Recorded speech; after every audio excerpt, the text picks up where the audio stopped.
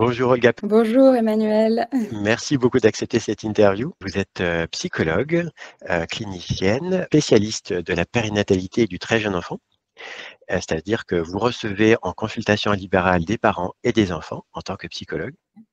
Et vous travaillez aussi au COPES, donc un organisme de formation à l'attention des professionnels de la petite enfance.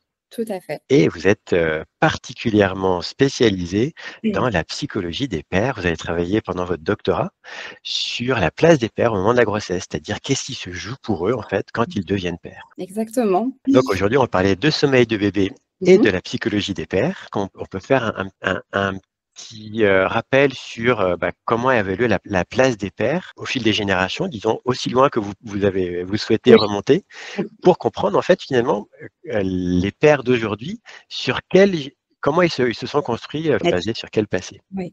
Oui. Bah oui, effectivement, on peut remonter très loin, mais effectivement, c'est intéressant parce que on voit bien qu'il y a, enfin, et on le sait, il y a eu une évolution vraiment massive de la place des pères dans la société. Hein. Aujourd'hui, on le voit, ça paraît Heu, alors pas encore tout à fait une évidence justement, hein, que les pères, prennent cette place-là. Bon, on pourra y revenir.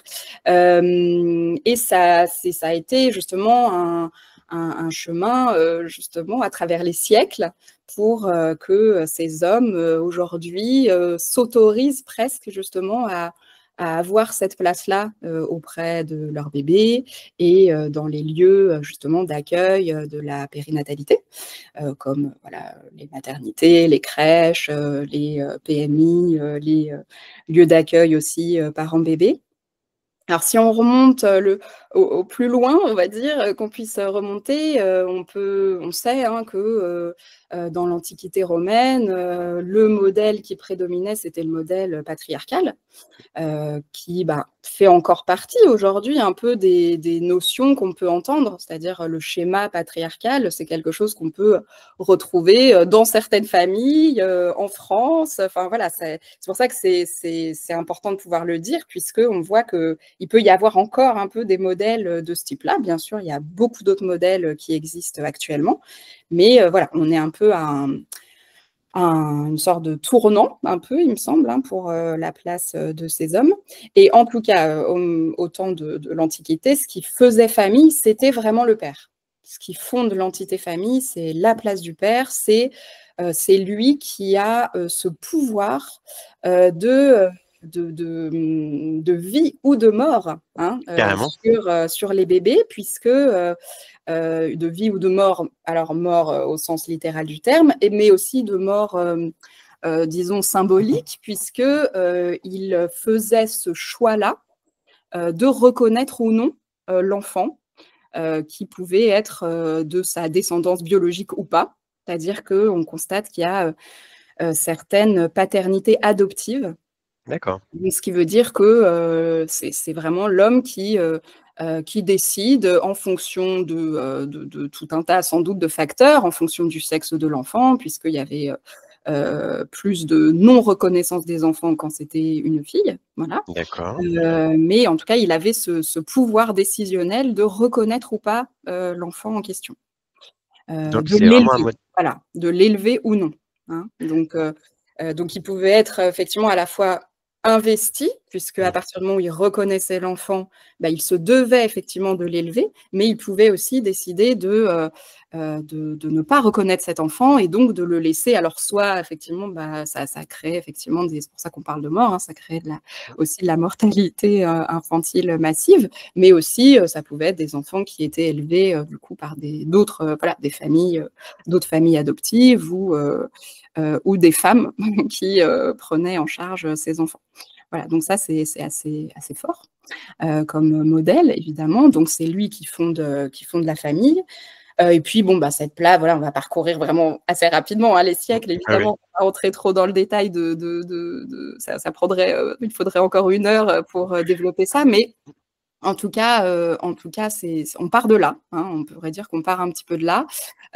Et petit à petit, cette place, elle va évoluer dans les grandes périodes un petit peu qui apportent du changement. Il y a toute la période de la Renaissance.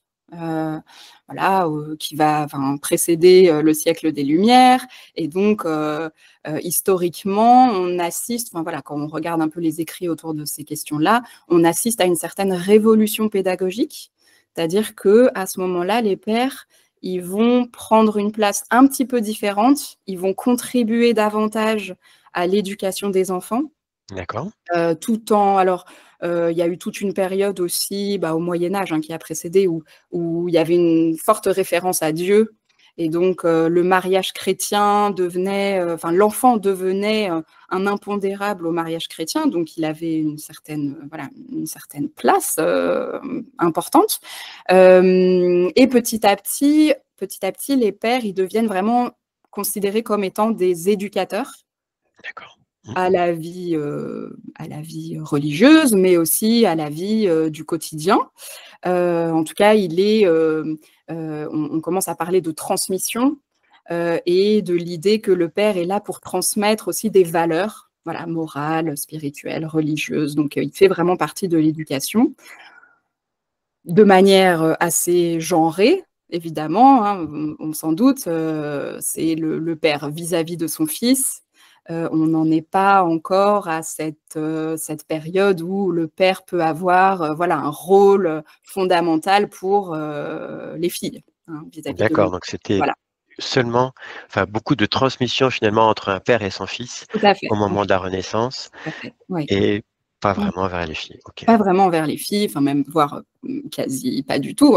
D'accord. Il a fallu vraiment attendre, c'est vraiment très contemporain finalement que les hommes puissent comme ça envisager de transmettre des éléments effectivement d'éducation, de valeurs aussi auprès de leurs petites filles. Voilà. D'accord. On sait aussi, qu'il y a toute la période de la Révolution, notamment française, bon, quand on s'arrête à la France, bien sûr, mais où cette période de révolution, donc le fait de mettre fin à la monarchie, finalement, ça a pu être associé à une remise en question du modèle paternel, c'est-à-dire qu'on a pu D'accord. écrire tuer le roi, c'est un peu tuer le père, donc c'est aussi remettre son autorité finalement en question. OK. Et ça, il y a quand même une forme déjà aussi quand même de tournant par rapport au modèle patriarcal dont on parlait avant.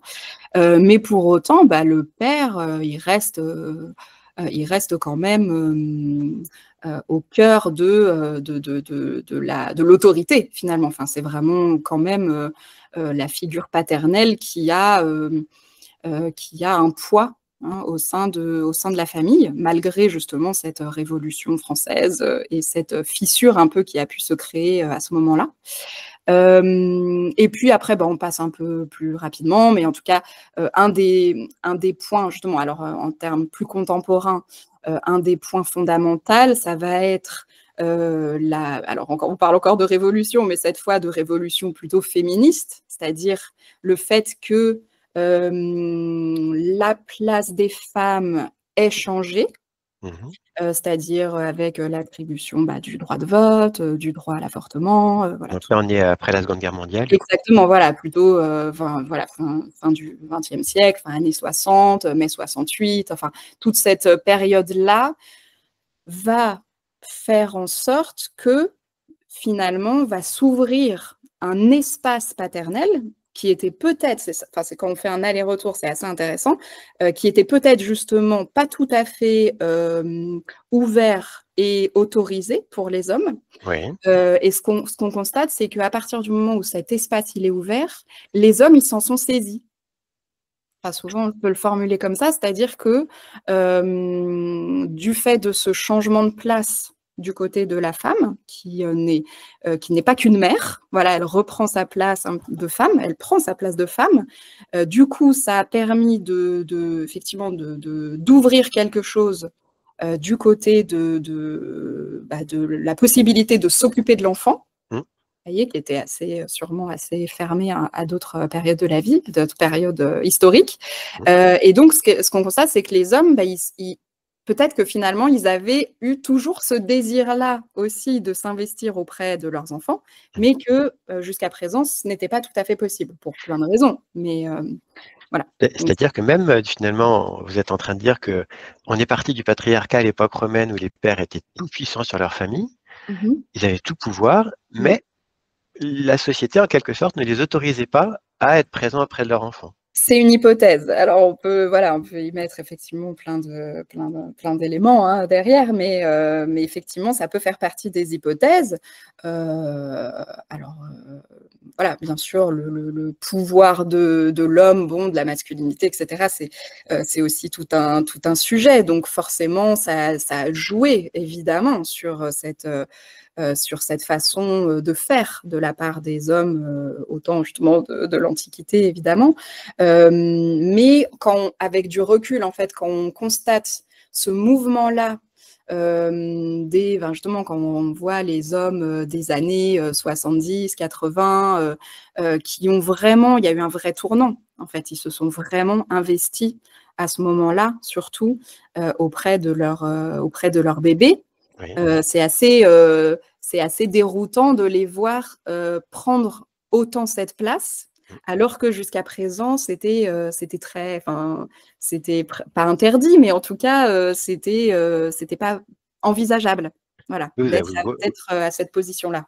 donc c'est vraiment, ouais, une volonté de faire qui s'est exprimée à ce Une moment-là, en quelque volonté, sorte. voilà. En tout cas, il n'y a pas que le fait que, effectivement, qu'il y ait eu ces transformations sociétales. Il y a aussi eu, à mon sens, et voilà, il y a certains travaux justement qui le disent, hein, ça ne vient pas forcément que de moi,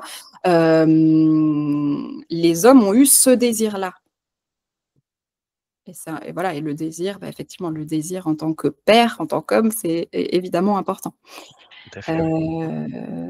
Donc voilà, dans l'évolution un peu, à partir donc après des années post justement mai 68, il y a eu tout ce qui a été aussi décrit par rapport au modèle des nouveaux pères. Ce qu'on appelle les nouveaux pères, justement, c'est ces hommes qui ont pu prendre cette place-là et être auprès de leur bébé avec un partage plus ou moins équitable. Hein, on n'est pas du tout encore dans voilà, une équité parfaite, et puis peut-être qu'on n'y arrivera jamais, et c'est un sujet aussi en soi, mais en tout cas, on parle davantage de coparentalité, c'est-à-dire comment la coparentalité, c'est comment être parents ensemble, comment faire équipe auprès du bébé. Et alors aujourd'hui, on s'intéresse aussi davantage à ce qui se joue justement, et ça a fait partie comme vous l'avez dit, des travaux un peu que j'ai pu mener sur la question vraiment de ce qui se passe pour le père, pour l'homme en train de devenir père. C'est vraiment une question qui reste encore à creuser. Enfin voilà, il y a encore des recherches à mener là-dessus, mais on s'y intéresse pour de vrai. Voilà, pas seulement sur la place qu'il a auprès du bébé, mais aussi ce qui se joue intérieurement pour lui. Parce que jusqu'à présent, on a pu imaginer que, voilà, du fait de cette place un petit peu en retrait par rapport à l'enfant, on pouvait imaginer qu'il ne se passait pas grand-chose pour lui, alors qu'on sait aujourd'hui qu'il y a un fort bouleversement, un fort remaniement, mais on va y venir. Alors, justement, quelle est la place des pères aujourd'hui? Comment exprimer ça? Quelle est la place des pères aujourd'hui, finalement, au moment où il y a un bébé qui naît, ou même pendant la grossesse? Oui. Alors, leur place, justement, ça peut être, on va aller tout de suite du côté peut-être un peu de la complexité de cette place, puisque c'était important justement de refaire un petit peu cette historique, puisque les pères aujourd'hui, en ayant investi cet espace-là, s'autorisent davantage à être au plus près justement de leur bébé.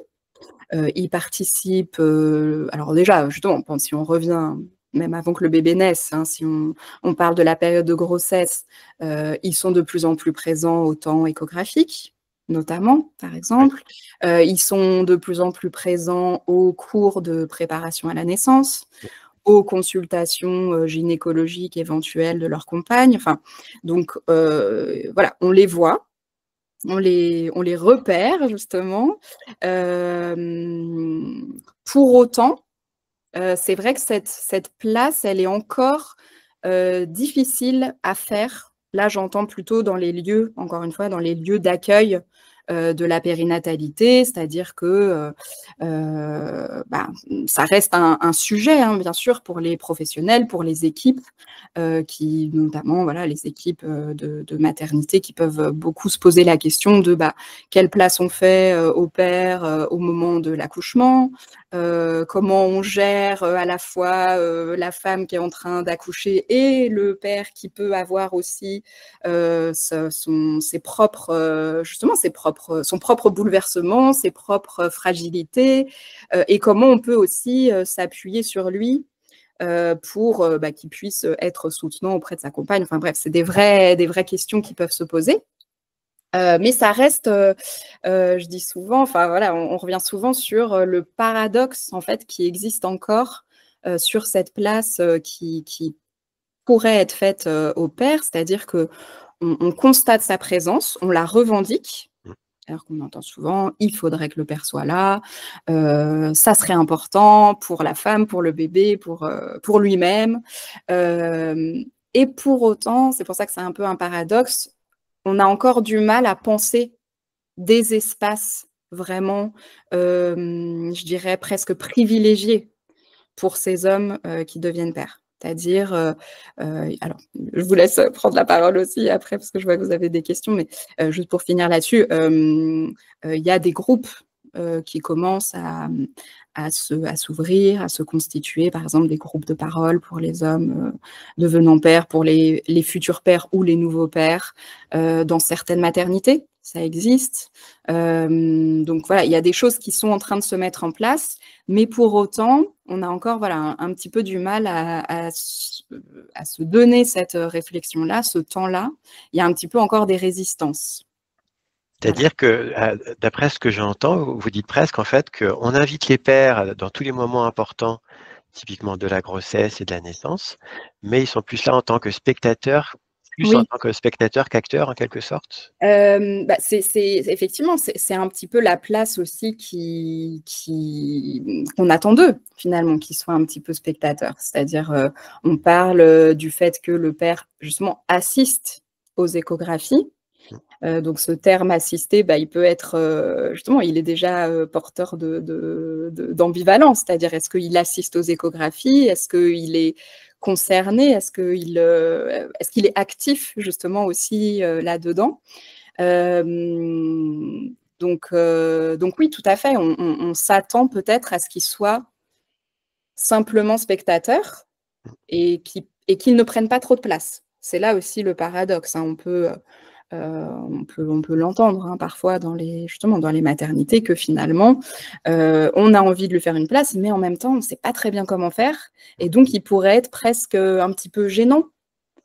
Ben voilà, ça s'entend aussi dans le fait que dans les maternités, c'est des lits individuels dans les chambres. Et donc, si le père avait le malheur de s'allonger sur le lit de sa compagne à sa place pour se reposer, pour reprendre de l'énergie, ah bah, ça fait du remous aussi chez les professionnels, vous voyez. Il n'y a Oui. pas que ça, hein, bien sûr, il y a aussi tout ce qu'on peut valoriser autour de cette place-là, bien sûr. Hein. Mmh. Mais on sent qu'il y a encore des résistances parce qu'il a fallu, c'est ça, c'est vrai que je ne l'ai pas formulé, il a fallu aussi ouvrir les espaces, par exemple, de maternité aux hommes. Hein, ça, c'est pendant, voilà, justement, jusqu'aux années, aux années 60, hein, c'était un espace réservé, enfin, essentiellement féminin, réservé D'accord. aux Mmh. femmes. Vous voyez, l'accouchement se joue entre femmes et donc il a fallu aussi faire cette place-là aux hommes, et ce qui est encore pas tout à fait évident. Super, OK. Voilà. Donc là, on a parlé de la place du père finalement au moment de la grossesse et de la naissance dans les espaces publics et dans les espaces privés alors, une fois de retour à la maison. Oui. Alors, même, je dirais même avant ça parce que finalement, là, oui, effectivement, je revenais sur, comment la société fait une place au père ou pas. Durant la grossesse, bon, il y aurait, aussi, voilà, ça prendrait aussi pas mal de temps de tout détailler, mais, dans les grandes lignes, on sait quand même que, la grossesse, elle active, des bouleversements pour chacun des parents. Oui, On parle même d'une certaine, crise, hein. On peut parler d'une certaine crise qui a ses vertus. Ça ne veut pas dire, la crise, c'est pas au sens, négatif, hein, mais c'est un remaniement. Il y a une réorganisation identitaire, puisque, voilà, l'homme en train de devenir père change de statut. Hein, il est en train, il était et il reste le fils de ses propres parents, mais pour autant, lui-même va prendre cette place-là, prendre la place, presque de ses propres parents. Donc il y a un décalage un petit peu générationnel qui est en train de se créer avec l'arrivée de ce bébé-là. Donc ça, déjà, rien que cet élément-là, il peut, bah, d'une certaine manière, mettre au travail, en tout cas d'un point de vue psychique, hein. Et puis, un des mouvements aussi, en tout cas que j'ai pu voilà, que j'ai pu repérer, au moment de l'arrivée de l'enfant, durant la grossesse, c'est le fait que les hommes, en tout cas que j'ai interrogés, ont pu souligner qu'il y avait, une certaine, difficulté parfois à reconnaître la différence. Alors là, j'entends la différence biologique oui, entre lui et sa compagne, c'est-à-dire que sa femme, elle porte le bébé mmh, et que lui, non. Donc ça paraît une évidence de le dire, mais pour ces hommes-là, ça enfin pour les hommes de manière générale et c'est plus ou moins, intense, voilà, ça va dépendre bien sûr de la vulnérabilité de chacun, des fragilités ou justement au contraire des ressources, hein, de chacun.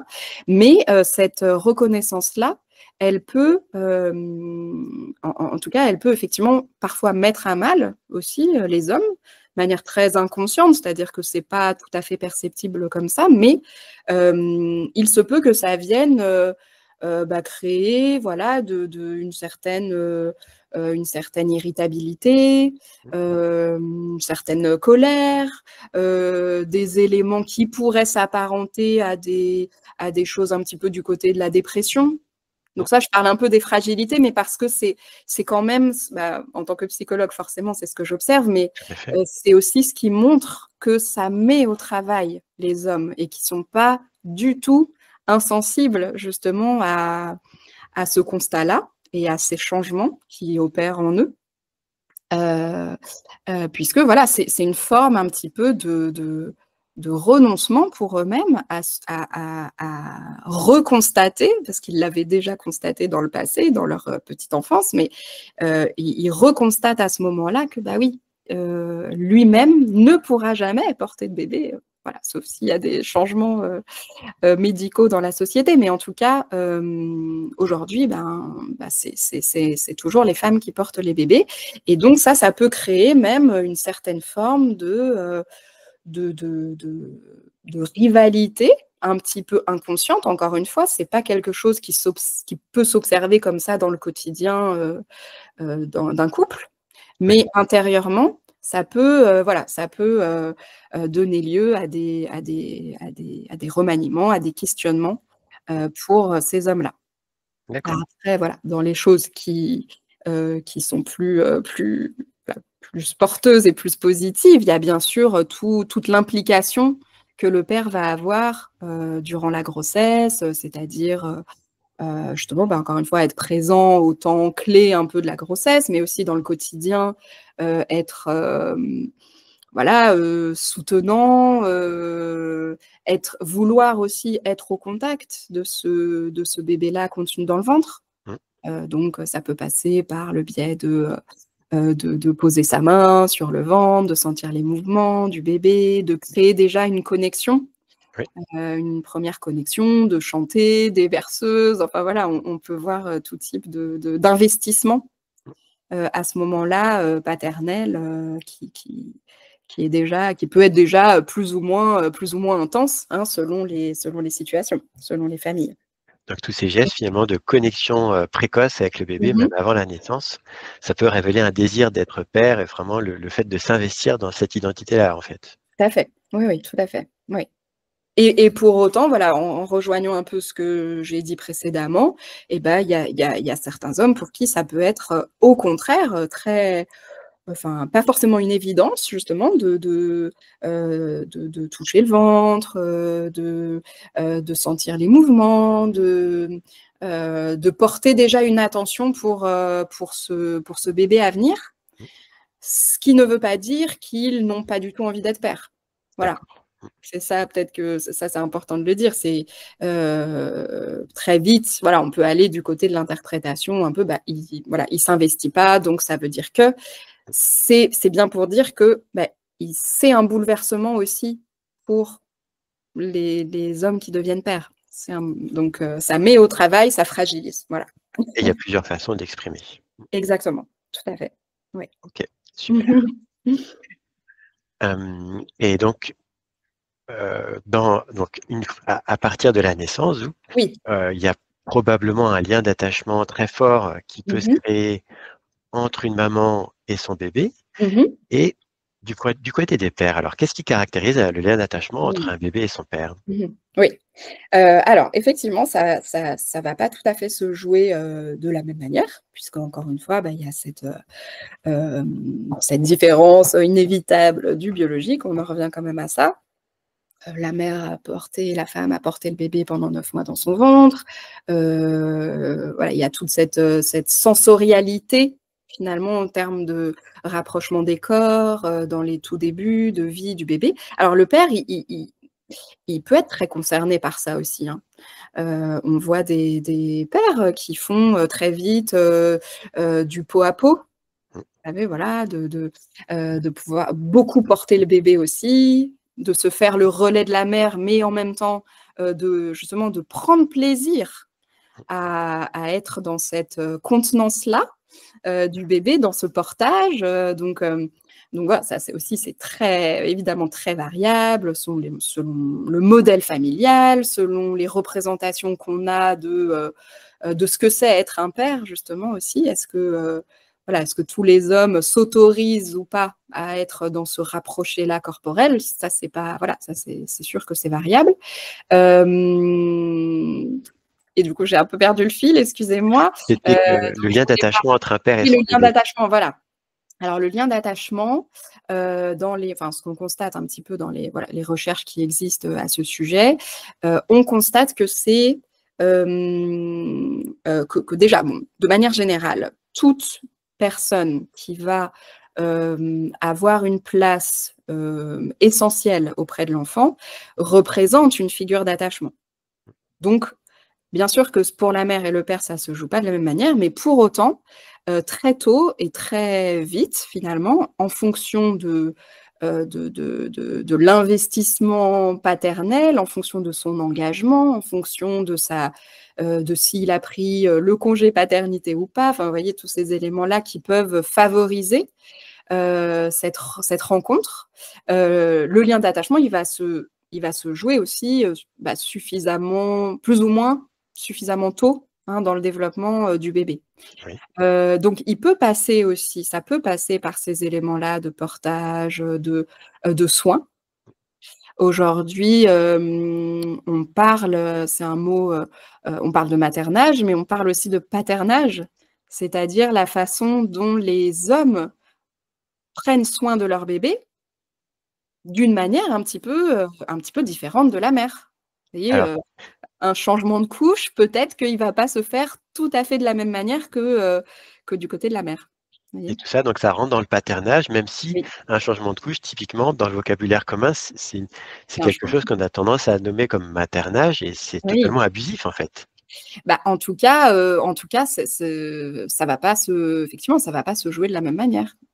Dans la rencontre, père-bébé à ce moment-là, le bébé va enregistrer d'autres informations que ce qu'il peut enregistrer comme information avec sa mère, Mmh, par exemple.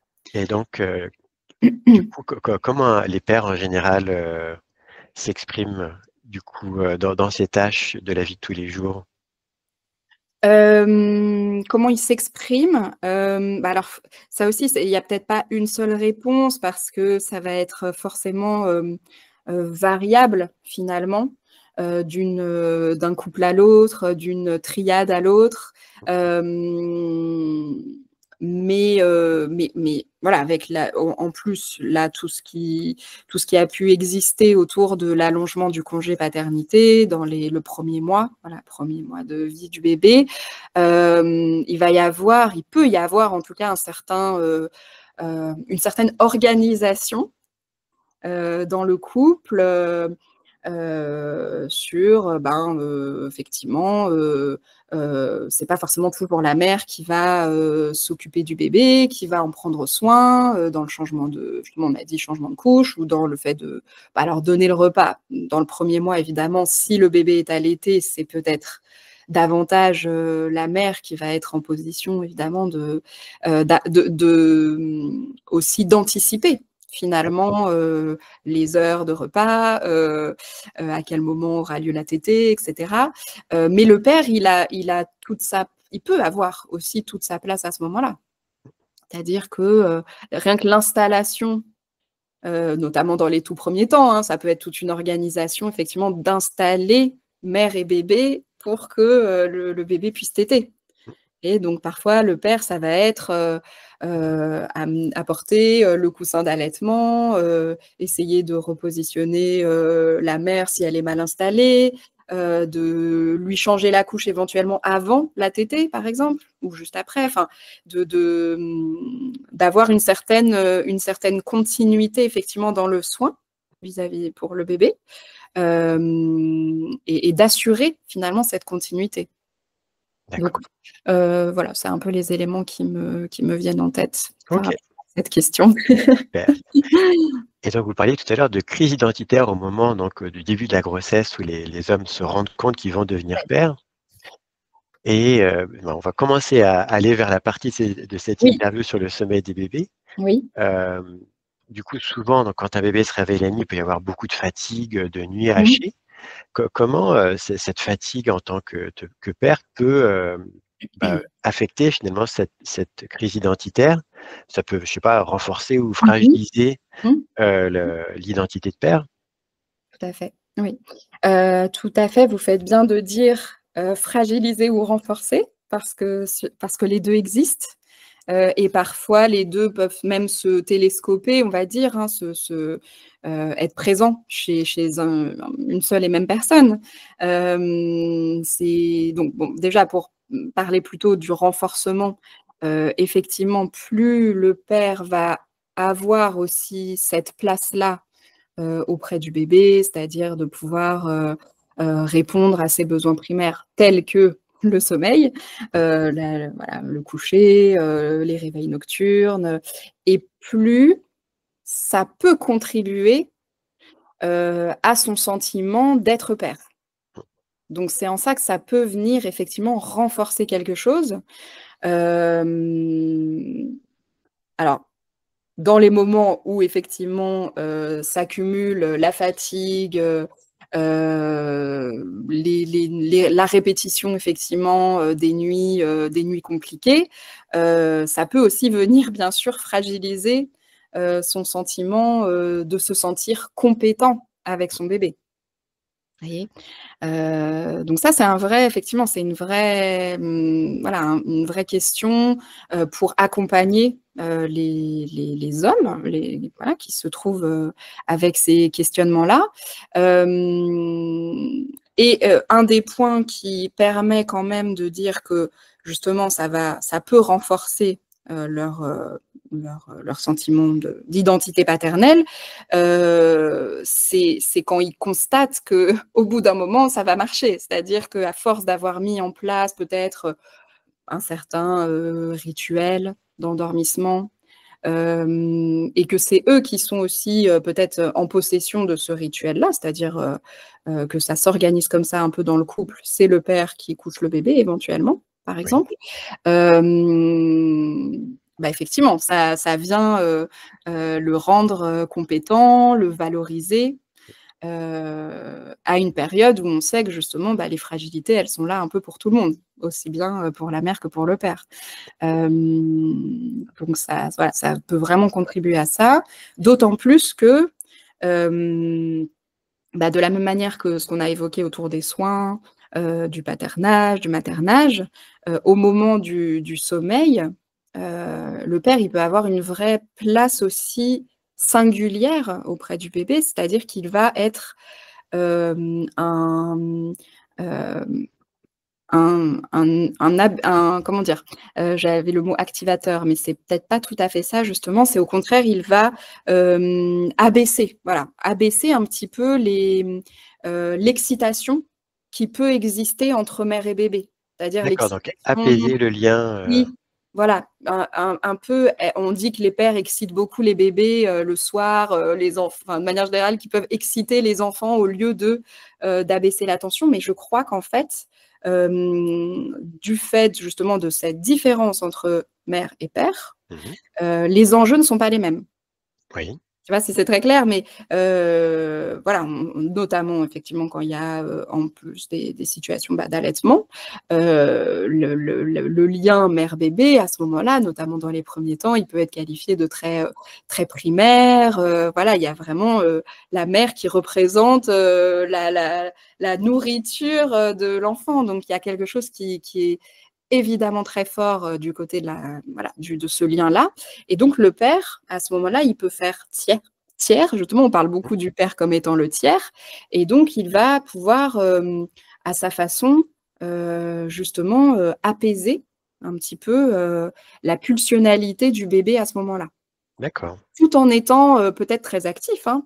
Mmh, C'est-à-dire que, quand on dit qu'ils excitent les bébés, c'est justement, bah, peut-être qu'il va être dans le jeu, il va être, mmh. assez dynamique, dans un côté aussi très ludique. Oui, Mais pour autant, là, le bébé, il peut sentir qu'il se passe autre chose, et donc voilà, que ça peut aussi, l'apaiser tout à fait, avant d'aller se coucher. donc finalement le renforcement de Oui, l'identité de père par l'action et oui, par l'interaction avec bébé. tout à fait, ouais, et le côté ludique, ça, on n'en a pas effectivement, je l'avais pas forcément dit, mais le lien d'attachement, il passe aussi par ce biais-là, c'est-à-dire, le fait d'engager des jeux, avec bébé, même très tôt, hein. Certains, peuvent déjà être dans le jeu, dès les premiers mois. Oui, Bah, évidemment pas un jeu similaire, à 1 mois, à 6 mois et à 12 mois, mais en tout cas, l'interaction, ludique est vraiment, une particularité aussi du lien d'attachement père-bébé.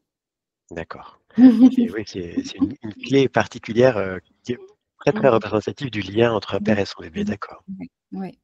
OK. Et voilà, et peut-être juste sur la question peut-être des questions plus fragiles, hein, puisque Oui. effectivement vous avez parlé de la fatigue, des nuits, et cetera.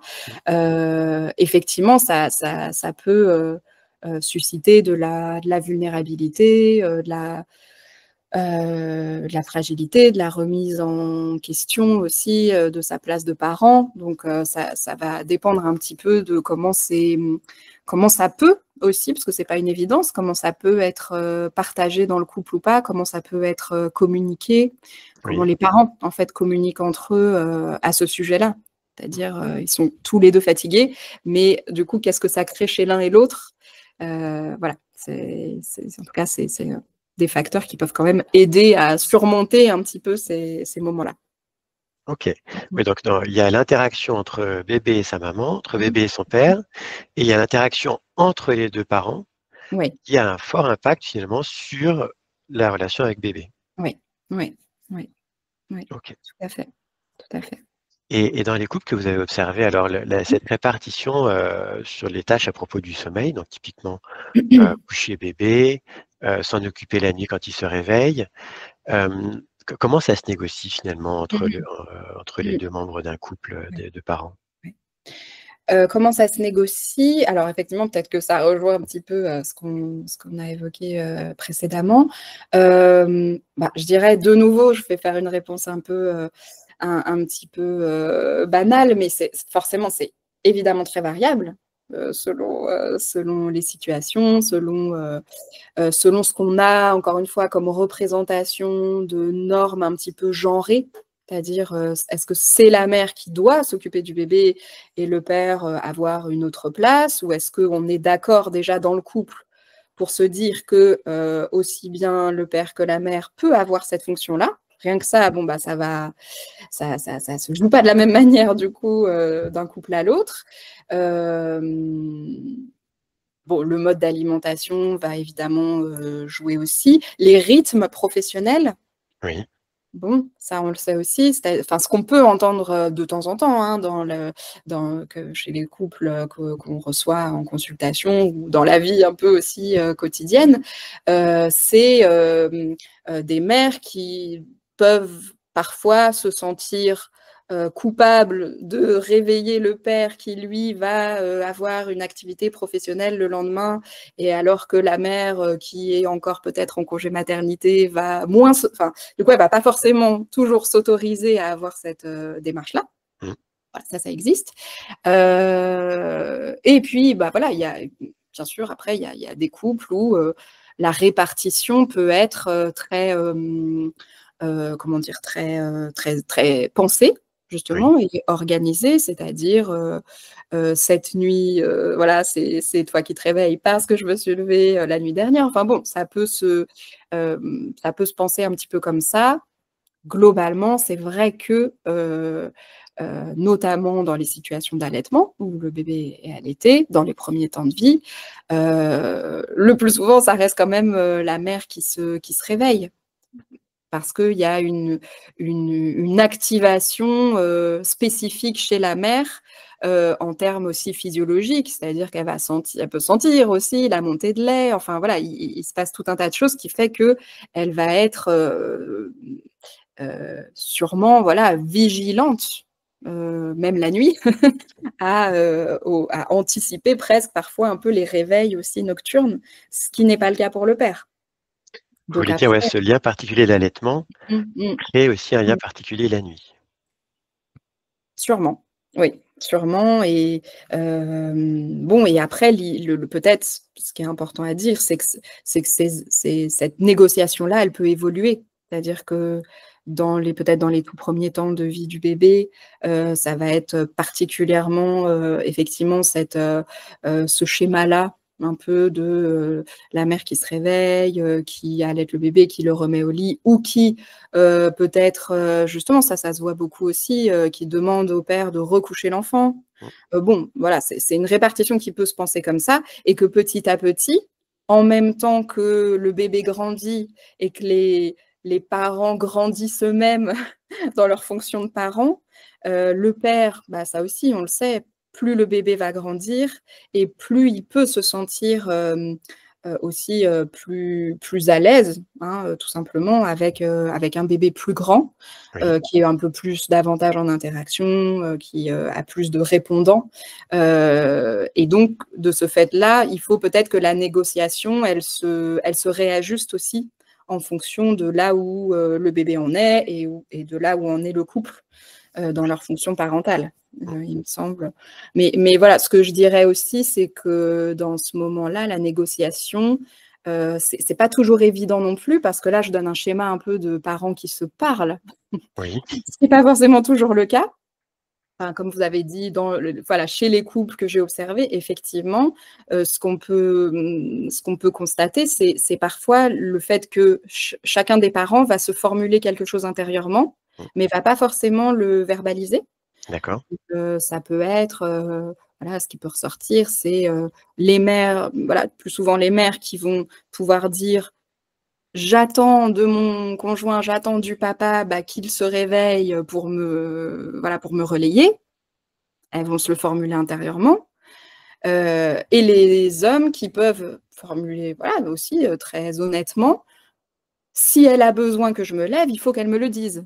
mmh, Enfin, il y a quelque chose, et donc chacun des partenaires va se formuler quelque chose, mais sans le partager ouvertement, heu et donc parfois, bah, justement dans les consultations, c'est un peu l'objet de l'accompagnement, c'est-à-dire de pouvoir, là, à ce moment-là, se le dire et en faire quelque chose. mmh. Voilà.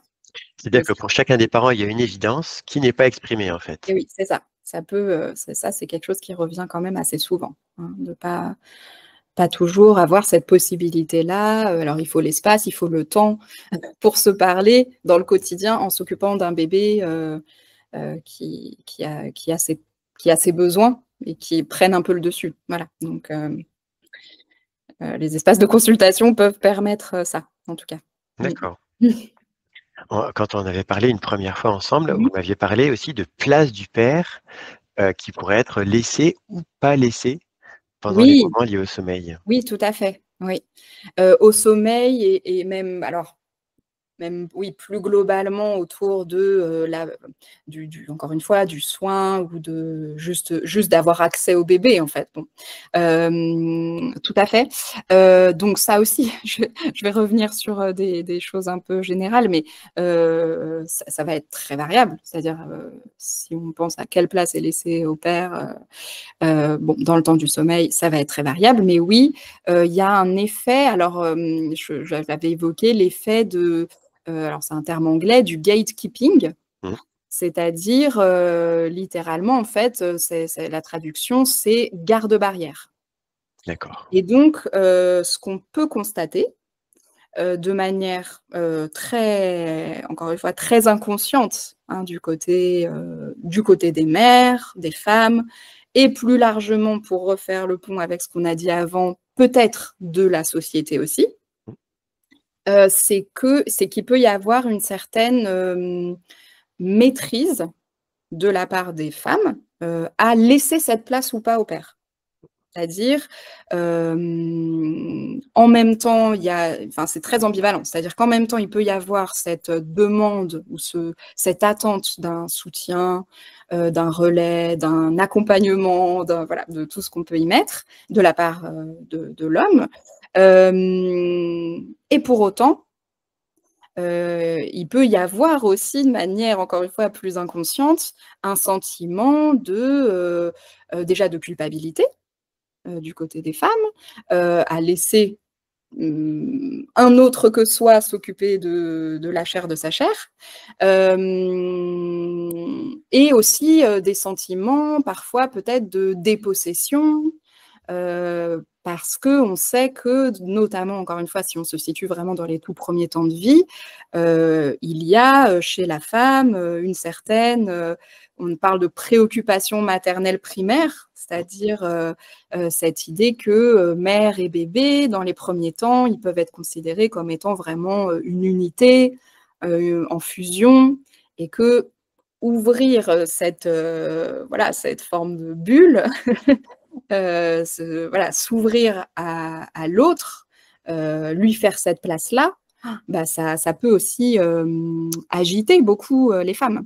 Mais alors d'accord. pour le formuler, ça, c'est vrai que c'est comme ça, voilà, moi je le dis comme ça, mais évidemment que c'est pas, dans le quotidien, c'est pas si évident d'en avoir conscience soi-même et en plus de le verbaliser et d'en faire quelque chose. Donc mais je pense que, voilà, à minima, tout parent est finalement concerné un petit peu par ces éléments inconscients, bien sûr, vous Mmh, voyez? Donc voilà, le gatekeeping, c'est ça, c'est, hem, laisser cette place-là ou pas. Voilà, s'autoriser à laisser cette place-là au père, et donc parfois on peut constater, que c'est très fermé aussi, du côté des femmes, hein. Voilà, du côté des femmes, heu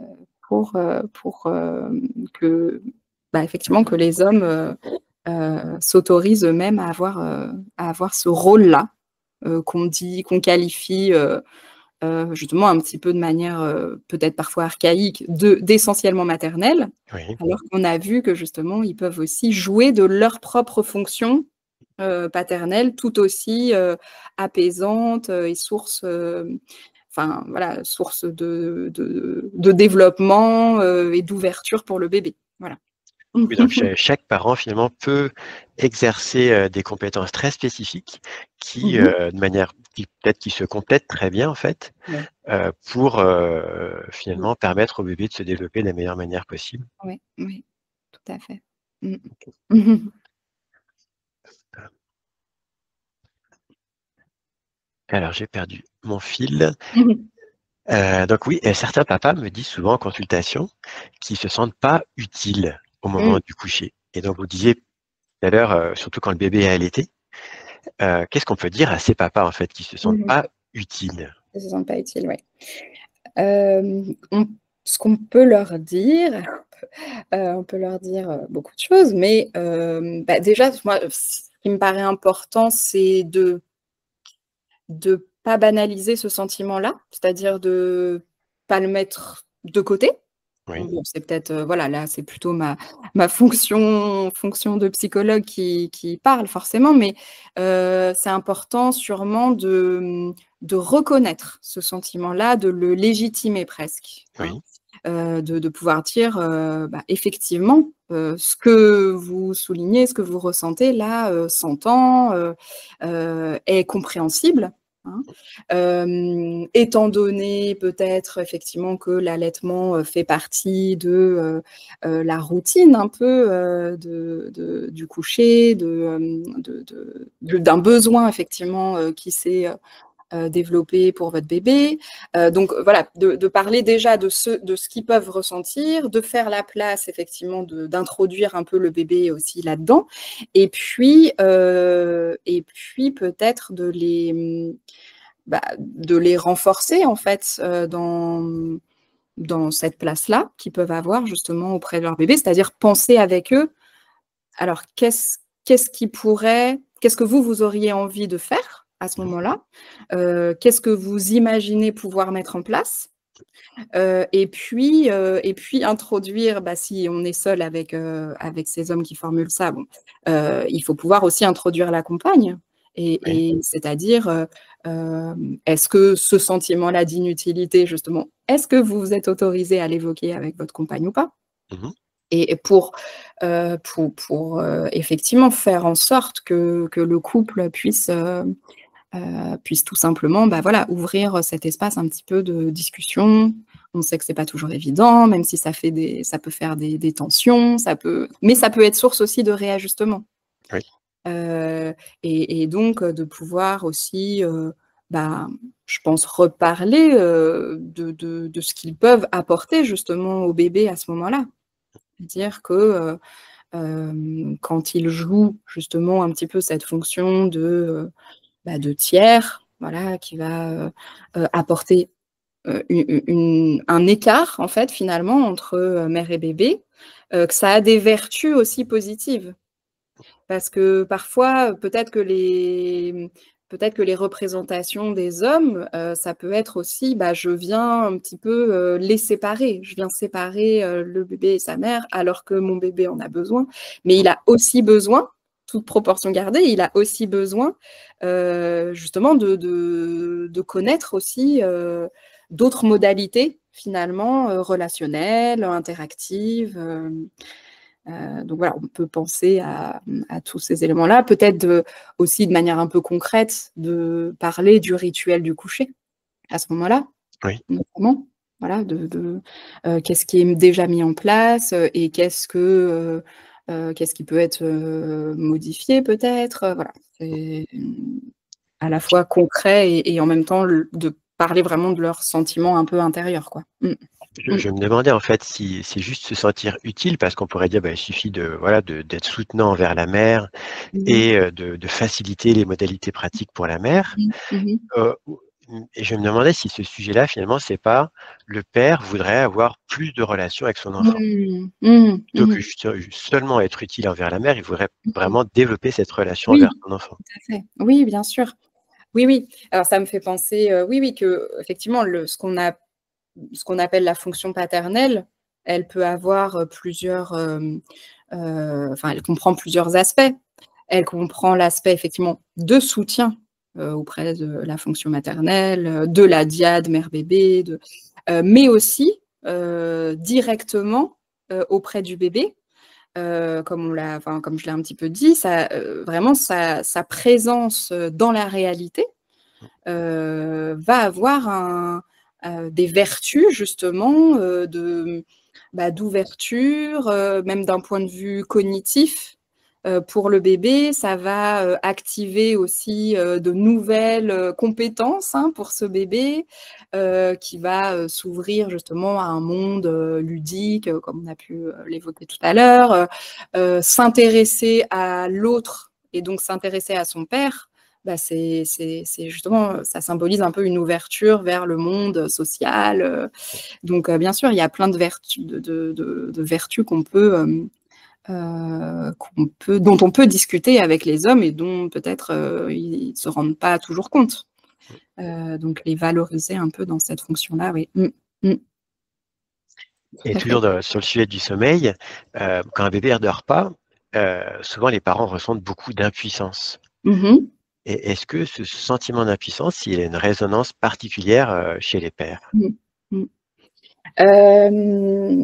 Alors sûrement, effectivement, ça peut avoir une résonance particulière puisque, bah, avec aussi tout ce qu'on a évoqué, de l'évolution, de la place des hommes, voilà, dans la société, justement on s'attend aujourd'hui à ce que, le père justement se fasse un petit peu, accompagnant, le relais de la mère, ce soutien et donc quand ça, fonctionne pas ou en tout cas quand ils ont ce sentiment-là, que du fait de, voilà, de tout un tas de facteurs, bah, ils ont des difficultés effectivement de sommeil avec leur bébé, ça peut venir effectivement, d'autant plus les fragiliser parce qu'ils peuvent, enfin, en plus, excusez-moi, mais la question de l'impuissance, du côté de l'homme, ça peut être vraiment, source de, bah, justement de développement peut-être, aussi du côté de la dépression Mmh, et on peut complètement, parfois passer à côté parce que c'est pas tout à fait, parce que c'est pas tout à fait exprimé. Et que la dépression du côté de l'homme, elle se manifeste pas tout à fait de la même manière que chez les femmes. Et ça peut être vraiment, oui, source de fragilité et de bouleversement. Donc c'est vraiment peut-être enfin, quand on repère un peu ce sentiment-là, c'est bien, de pouvoir l'accompagner, quoi, hein. Mmh, mmh. on a des dépressions postpartum chez les pères aussi? Oui, oui. D'après les études, parce qu'il y a quand même pas mal d'études, mais finalement, enfin toujours pas assez, mais bref, en tout cas, les éléments qui ressortent se rejoignent vraiment. C'est-à-dire qu'on constate qu'il y a presque 10 des pères qui sont susceptibles de faire une dépression. Alors, souvent, ça se manifeste dans la première année de vie du bébé D'accord, et moins dans l'immédiateté de la naissance. C'est-à-dire d'accord, qu'au contraire de la mère qui va plutôt, enfin, s'il y a une dépression qui émerge, ça va être plutôt vraiment dans les tout premiers mois. Autant pour le père, ça peut apparaître 1 an après la naissance de d'accord. l'enfant et donc c'est pour ça qu'on a des difficultés à le rattacher à la naissance du bébé puisque, bah, ça fait 1 an que le bébé est là, Mmh, et pour autant justement ce bouleversement-là, cette vulnérabilité-là, elle peut vraiment s'exprimer aussi, dans un temps, voilà, plus ou moins à plus ou moins long terme.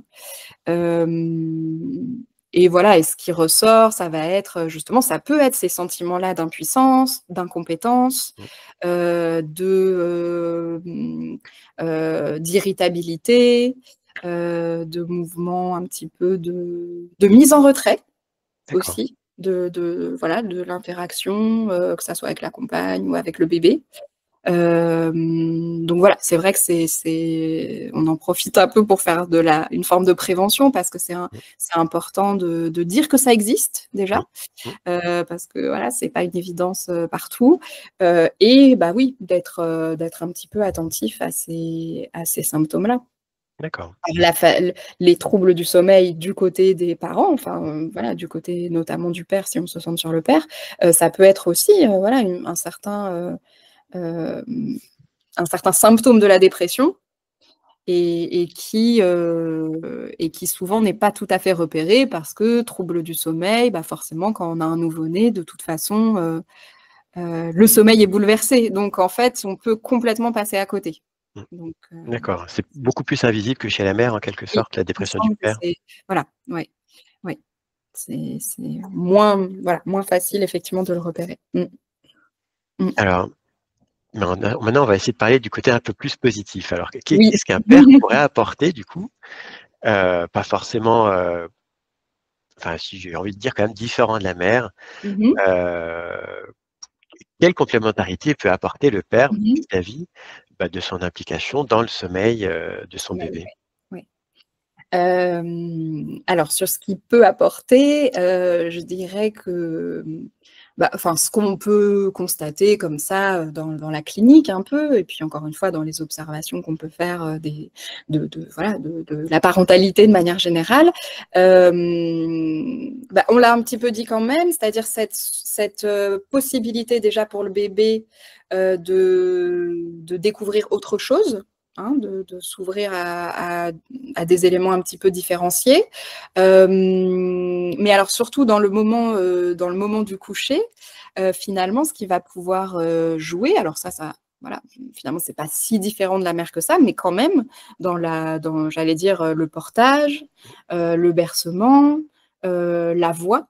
Alors la Oui, voix est souvent plus grave, chez les hommes que chez les femmes, donc on sait, enfin, je ne sais pas si vous avez enfin, vous avez sûrement notion que les sons justement, assez graves, heu, pour le bébé, les vibrations que ça peut faire en peau à peau, par exemple, oui, peuvent être source d'apaisement.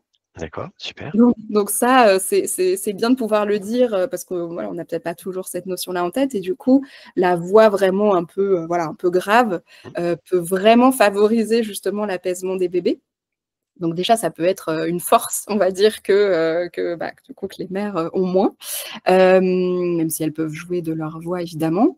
Et puis encore une fois, je pense dans l'instauration d'un rituel de coucher un petit peu différencié de bah, voilà, ce qu'on peut constater quand le bébé notamment est allaité, ça c'est le souvent le bébé peut s'endormir par exemple au sein. mmh, Et du coup, ça peut, c'est pas toujours le cas, mais ça peut, aussi favoriser parfois un tout petit peu les réveils nocturnes parce qu'il recherche la similarité un peu de son endormissement. Dans l'endormissement, il recherche quelque chose de similaire à ce qu'il a, vécu quelques heures auparavant. mmh, Donc du coup, le fait que le père puisse, peut-être lui s'occuper du rituel du coucher, mmh. une fois que la tétée a eu lieu, la tétée du soir et cetera, bah, ça il me semble que ça peut être une vraie force. Après, encore une fois, très variable selon les situations, selon le bébé, selon le couple, enfin, il y a peut-être pas, une seule et unique réponse. Mais en tout cas, je pense que c'est important de les encourager, en leur faisant comprendre qu'ils ont vraiment leur particularité et que rien que ça va contribuer à quelque chose, de sûrement, voilà, sûrement d'apaisant pour le bébé. Super. Du coup, bah, quand un père s'implique activement dans le sommeil de son bébé, est-ce que ça change sa place, Mmh. dans le couple Oui, ou, sa perception de lui-même? oui, oui. Alors oui, de nouveau, je pense Oui, on en a déjà un petit qu'effectivement peu ça parlé en voilà, fait, ouais. Mmh, ça va avoir des effets, puisque alors peut-être voilà, c'est un autre terme que j'ai pas encore, que j'avais pas encore, verbalisé, mais, il y a ce qu'on appelle le processus de paternalisation.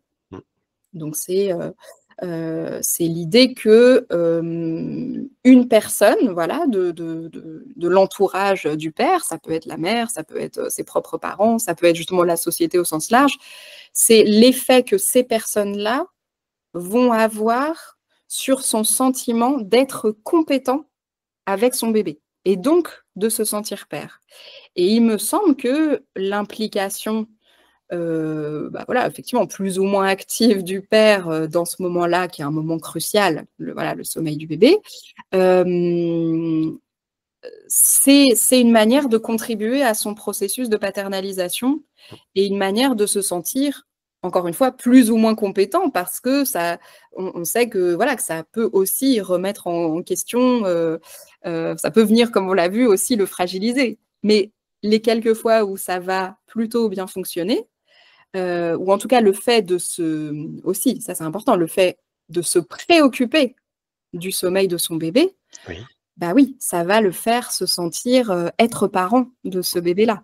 Donc Oui, donc c'est pas seulement par l'action, c'est aussi par, la préoccupation dans les pensées, en fait. ouais, ouais, oui, tout à fait. Il me semble que déjà pour lui-même, ça va avoir une incidence et après, bah, oui, dans le couple, ça a forcément des incidences aussi, comme on l'a vu, par rapport à la répartition des tâches, par rapport hem, à se sentir, compétent aussi peut-être ensemble. Mmh.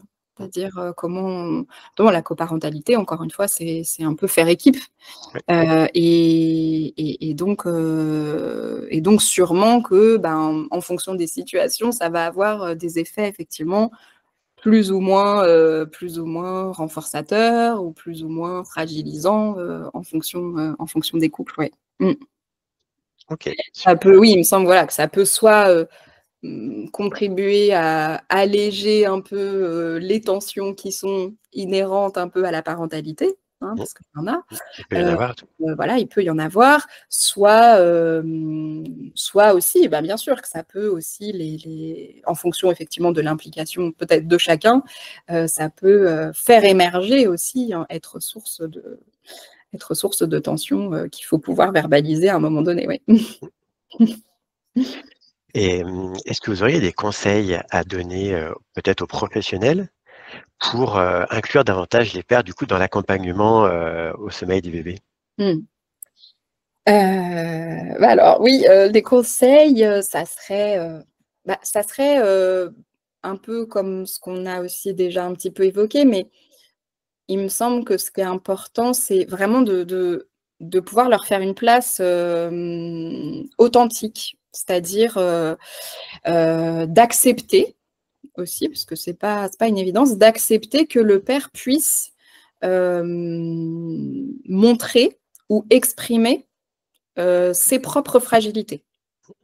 Parce que, bah, on l'a vu, voilà, on peut avoir encore justement des représentations assez, qu'on pourrait dire traditionnelles, anciennes, sur ce que devrait être un père, un homme, et donc laisser cette place, à l'expression d'une certaine vulnérabilité, c'est déjà, les aider.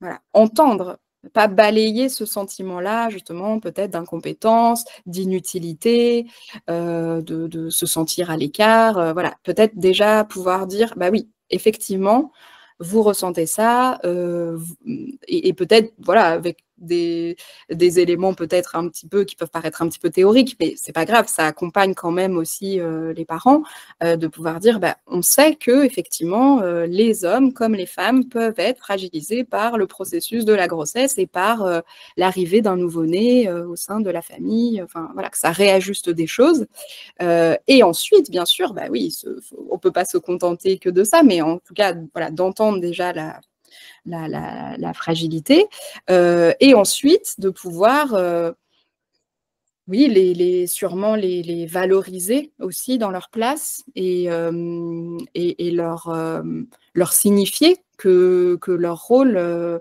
va les aider eux-mêmes à se sentir pères, va justement renforcer un petit peu ce sentiment-là, va sûrement aussi, alors aider ou en tout cas, provoquer sûrement des réajustements aussi dans leur couple Mmh. et que i ça aussi, il faut pouvoir peut-être l'entendre, le préparer un petit peu, enfin l'accompagner en tout cas parce que c'est pas toujours évident et aussi évidemment que ça va avoir une incidence sur le développement et l'interaction, qu'ils pourront avoir avec leur propre bébé. Donc ça joue à plusieurs niveaux finalement, hein. Et après, bah, sur le sommeil spécifiquement, peut-être que, je sais pas, hein, peut-être que des groupes, enfin je voilà, on avait un petit peu, évoqué ces pistes-là, mais, des groupes, de réflexion, peut-être pas que de paroles, mais en tout cas d'interrogation sur, bah, ce que c'est le sommeil du bébé et que cette place, elle soit faite vraiment dans ce groupe, essentiellement pour les hommes qui deviennent pères ou qui sont déjà pères, Oui. bah, peut-être que ça peut aussi contribuer à un accompagnement très singulier, quoi.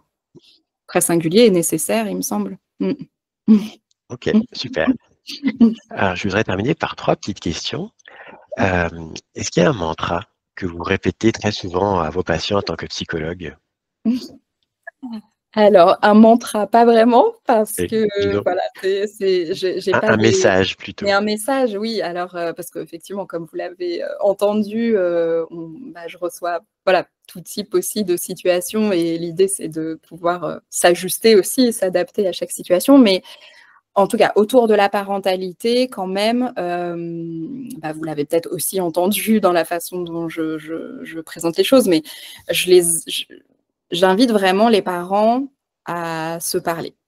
Parce que, encore une fois, on constate très souvent, bah,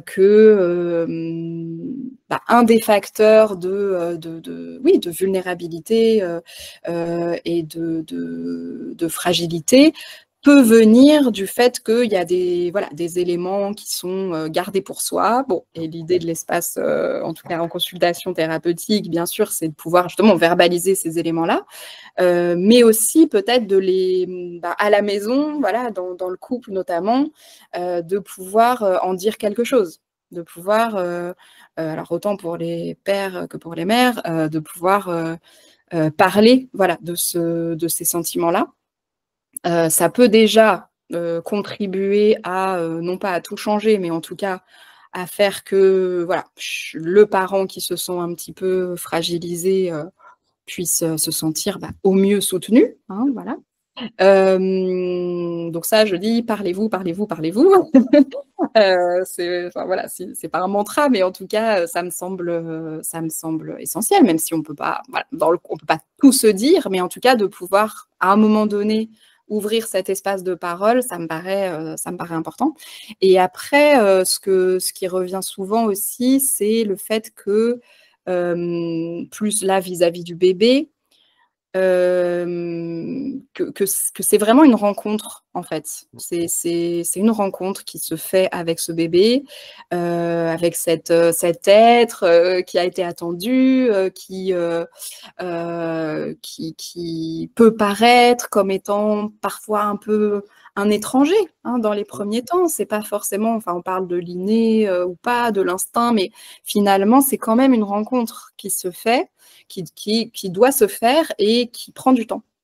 Voilà, que c'est pas forcément une évidence, que peut-être aussi on dans la société dans laquelle on vit, on peut peut-être avoir tendance à idéaliser un petit peu cette rencontre, à se dire justement, bah, c'est une évidence, de s'occuper de ce bébé, d'en être le parent, alors que, bah, on sait bien qu'en fait, c'est pas si évident que ça. Et donc parfois de l'entendre, ben, ça permet bah, justement de se déculpabiliser aussi et de dédramatiser la situation et de se dire qu'effectivement, bah, oui, c'est un processus et que ça peut prendre du temps, voilà, de faire, rencontre et connaissance avec ce bébé-là et qu'il y a des réajustements qui sont possibles, que rien n'est figé vraiment, quoi, aussi. Oui, c'est vraiment en perpétuelle évolution, en fait. Ouais, ouais, ouais, je dirais ça. Quel est votre livre préféré en rapport avec la parentalité? Alors j'ai j'ai pas vraiment de livre préféré parce que bon, je disons que je suis plutôt comment dire? À l'écoute de l'actualité, clinique un peu, autour de ces sujets-là. Mmh, Mais c'est vrai que ce que j'aimerais peut-être, partager, c'est plutôt justement c'est pas forcément très scientifique, mais quoique on peut y trouver, quand même des éléments. C'est plutôt des livres un petit peu décalés, justement, sur la oui. parentalité. C'est-à-dire, enfin, je pense, par exemple, justement, on reste sur la paternité, au Guide du mauvais père. Mmh. Je sais pas si vous l'avez eu, Non, je entre les connais mains, pas.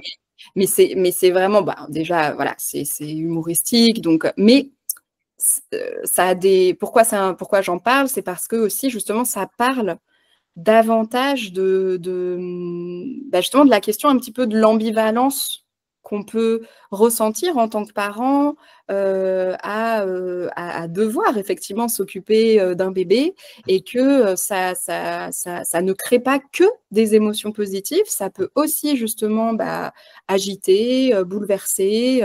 Et du coup, ce petit livre, il est pas mal là-dessus, parce qu'on voit bien justement que le père, il peut parfois voilà, se mettre à distance, avoir justement ses propres pulsions un petit peu, pas négatives forcément, mais en tout cas qui font parler un petit peu aussi de ce qui est plus difficile et ce dont on parle moins, en fait. Donc c'est peut-être pour ça que en tant que psychologue, j'y suis peut-être plus sensible, je sais pas, mais voilà, il y a ce livre-là, et puis dans le même genre, il y a pour les mères, là pour le coup, c'est je me suis jamais sentie aussi belle. Donc là, c'est une bande dessinée qui parle aussi de tout ce que ça implique en termes de corps, aussi de changement dans le corps pour la femme, avec beaucoup d'humour, et avec aussi cette question de l'ambivalence qui me paraît être, pour moi, voilà, c'est un sujet important, quoi. C'est que ça peut s'exprimer,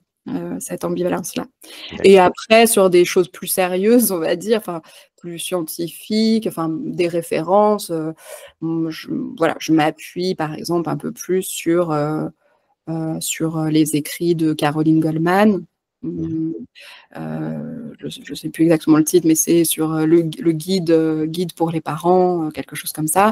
Je pourrais retrouver la référence, mais voilà, enfin, c'est quelque chose qui est assez connu, mais voilà un petit peu ce qui me vient en tête. Ok, Pour super. répondre à votre question. Oui. J'ai une dernière question un peu plus personnelle. Donc, vous êtes psychologue et aussi mère. Oui. Si vous pouviez remonter le temps au moment où vous avez eu votre premier enfant, quel conseil vous donneriez à vous-même? C'est hyper difficile comme question. Mais alors, quel conseil je me donnerais? Un peu peut-être ce que je peux formuler aujourd'hui aussi aux parents que je rencontre, c'est-à-dire bon, ça peut paraître vraiment aussi très banal, mais en fait, il y a cette idée de peut-être se faire confiance, voilà, se faire confiance d'une part, et de faire confiance au bébé pour, voilà, pour aussi, oui, nous montrer un petit peu les ajustements possibles. Ouais, je pense que je le formulerai un petit peu comme ça. Et puis si je continue un petit peu à penser au père, vu que ça fait partie de l'objet de notre rencontre, je me dirais, tu peux compter sur lui.